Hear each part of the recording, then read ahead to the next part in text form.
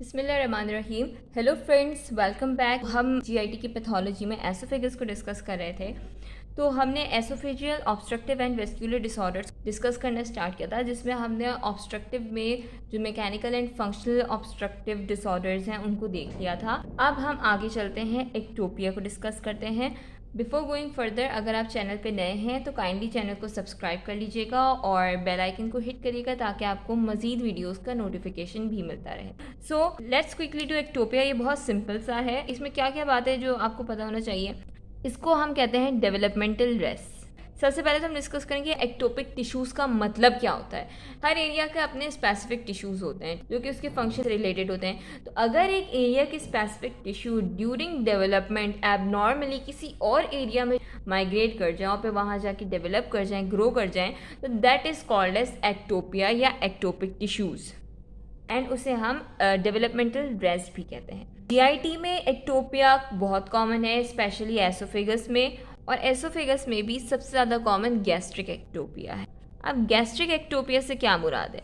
S indicated by the name, यानी यहाँ पे गैस्ट्रिक म्यूकोजा के टिश्यूज़ आकर एसोफेगस में डेवलप हो रहे हैं और ये यूजुअली अपर थर्ड में टिश्यूज़ आके डेवलप कर जाते हैं, और ये जो फिर टिश्यूज़ अपर पार्ट में डेवलप करते हैं तो इसको कहते हैं इनलेट पैच। वैसे तो ये एसिम्प्टोमेटिक होता है, लेकिन अगर ये टिश्यूज़ जो है वो फंक्शनल हो जाएं, हमें पता है कि स्टमक का म्यूकोजा और एसोफेगस का म्यूकोजा में बहुत डिफरेंस है, उसके फंक्शन भी डिफरेंट है।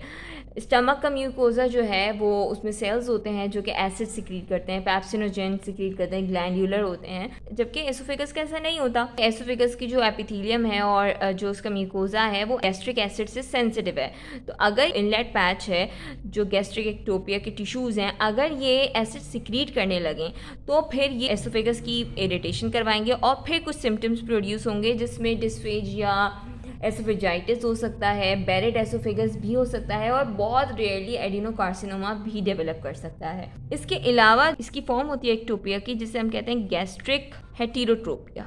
ये एक टर्मिनोलॉजी है जिसके बारे में आपको पता होना चाहिए। गैस्ट्रिक हेटेरोट्रोपिया का मतलब ये होता है जिस तरह गैस्ट्रिक टिश्यू आकर एसोफेगस में डेवलप हुआ, इसी तरह अगर गैस्ट्रिक टिश्यूज़, गैस्ट्रिक जो म्यूकोजा है वो जीआईटी में थ्रू आउट डिफरेंट जगह पे ग्रो कर जाए, जैसे कि स्मॉल इंटेस्टाइन, कोलोन में, ठीक है, तो that is called as gastric heterotropia. Okay, so next we will discuss oesophageal varices. ये बहुत इंपॉर्टेंट है, वाइवा और बीसीक्यूज वगैरह में पूछा जाता है काफ़ी, तो बहुत इजीली हम इसको समझ लेंगे। अभी हमें ये ऑलरेडी पता है कि थ्रू आउट बॉडी में हमारा सारा venous blood directly inferior vena cava के थ्रू हार्ट में जा रहा होता है, राइट एट्रियम में, लेकिन जो जीआईटी का ब्लड है वो डायरेक्टली वेना केवा में नहीं जा रहा होता, बल्कि वो पहले पोर्टल वेन के थ्रू लिवर में जा रहा होता है एंड फिर वहाँ से वो इंफीरियर वेना केवा में जाता है। मैं इसको अभी आपको डायग्रामेटिकली भी बता देती हूँ। मैं आपको यहाँ पे डायग्राम बना के आपको थोड़ा शो करना चाहा है कि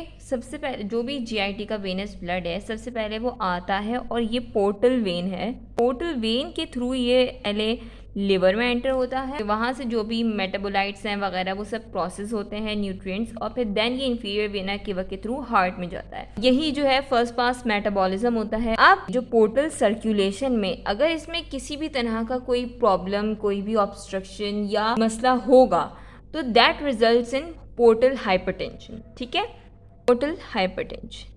क्योंकि अगर इस पोर्टल वेन में किसी भी तरह की ऑब्स्ट्रक्शन आई तो जो सर्कुलेशन है वो इम्पीड होगी, और जिसकी वजह से जो ब्लड है वो सब जो है ये बैकअप होगा, जो इसके पीछे जो भी जीआईटी की वेन्स हैं उन सब में बैकअप होगा और उनमें प्रेशर इंक्रीज होगा। सो पोर्टल हाइपरटेंशन रिजल्ट करेगा। जो हमारी एसोफेगस होती है, जो लोअर पोर्शन है, वो एक स्पेशल एरिया है जिसमें हमारे पास स्प्लैंक्निक एंड सिस्टमिक सर्कुलेशन की कम्युनिकेशन होती है नॉर्मली। सो अब क्या होता है कि जब यहाँ पे प्रेशर इंक्रीज करेगा जीआईटी की वेन्स में due to portal hypertension, pressure increase होने की वजह से कुछ चैनल्स डेवलप करेंगे जिन्हें हम कोलैटरल चैनल्स कहते हैं, जो कि ब्लड को शंट करेंगे कि वो हार्ट की तरफ जाए। तो इन चैनल्स को जो है वेरिसेस कहते हैं, ठीक है। अच्छा, ये सिर्फ एसोफेगस में नहीं होंगे, जीआईटी के और एरियाज़ में होगा। एसोफेगस में होगा तो एसोफेजियल वेरिसेस होगा, अगर इंटेस्टीन में होगा तो इंटेस्टिनल वेरिसेस होगा। इंटेस्टिनल वेरिसेस में क्या हमें नज़र आता है कि जो एब्डोमेन होता है ना, उसमें ये अम्बिलिकल कॉर्ड के सराउंडिंग में स्ट्रीक्स की फॉर्म में डायलेटेड वेन्स नज़र आती हैं जो कि outward away from umbilicus radiate करती हुई नज़र आती हैं। इस कंडीशन को हम कहते हैं कैपिट मेड्यूसा। ये भी एक इंपॉर्टेंट क्लिनिकल कंडीशन है जो कि आपको लाजमी पता होना चाहिए। ये जो वेरिसेस हैं ये एक्चुअली इनलार्ज वेन्स होती हैं, ठीक है, इनलार्ज वेन्स। और ये किन किन कंडीशन में होती है, इसकी कॉजेज़ क्या हो सकती हैं? किसी भी तरह की पोर्टल ऑब्स्ट्रक्शन है, पोर्टल वेन में ऑब्स्ट्रक्शन हुई है, या फिर लिवर में कोई प्रॉब्लम आई है जिसमें लिवर की सिरोसिस है, जिसमें फाइब्रोसिस हो जाती है लिवर में, उस वजह से भी पोर्टल हाइपरटेंशन डेवलप होती है। Other than this hepatic schistosomiasis वगैरह की कंडीशन होती है, उनमें भी ये वेरिसेस डेवलप कर जाती हैं। अब हम इसकी मॉर्फोलॉजी को थोड़ा सा देख लेते हैं। तो मॉर्फोलॉजी में ड्यूरिंग सर्जरी या पोस्टमार्टम में अगर देखा जाए तो ग्रॉसली एज सच नज़र नहीं आती, लेकिन जब एंडोस्कोपी के थ्रू हम देखते हैं इसकी मॉर्फोलॉजी को तो मोटी मोटी डायलेटेड वेन्स हमें नज़र आ रही होती हैं एसोफेगस में, ठीक है। These are the oesophageal varices.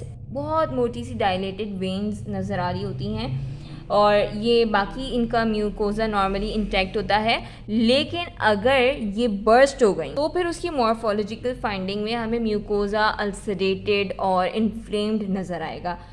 Clinical feature में मार्क्ड हेमेटोमेसिस होता है, ठीक है, बहुत ज़्यादा वॉमिटिंग जो कि ब्लड कंटेन कर रही है, मेडिकल इमरजेंसी है, फ़ौरन से ट्रीट करना होता है क्योंकि इतनी ब्लीडिंग हो सकती है कि डेथ हो जाए पेशेंट की। बहुत ज़्यादा ऐसा होता है कि फर्स्ट ब्लीडिंग में ही पेशेंट की डेथ हो जाए because of massive blood loss, haemorrhage की वजह से या पैटिक कोमा की वजह से। अदरवाइज बहुत ज़्यादा चांसेस ये भी हैं कि सेकंड जो एपिसोड ऑफ वॉमिटिंग होगा हेमेटोमेसिस का उसमें डेथ हो जाए, तो इसको फ़ौरन ट्रीट करना होता है, फ़ौरन जो है लाइगेट करना होता है। एडवांस जो सेरोसिस होता है उसमें पेशेंट्स को मोर देन हाफ केसेस में सीवियर वेरिसेस की वजह से ही डेथ हो जाती है। So this was all that you should know about oesophageal varices. I hope you like the video and channel को सब्सक्राइब करना मत भूलिएगा। वीडियो को लाइक कीजिएगा, वीडियो पे कमेंट कीजिएगा, इसको शेयर करें अपने फ्रेंड्स के साथ। नेक्स्ट वीडियो में हम बहुत ही इंपॉर्टेंट टॉपिक डिस्कस करने जा रहे हैं, एसोफेजाइटिस, जिसके अंदर हम गर्ड और बेरिड एसोफेगस भी डिस्कस करेंगे। Thank you so much, take care, Allah हाफिज़।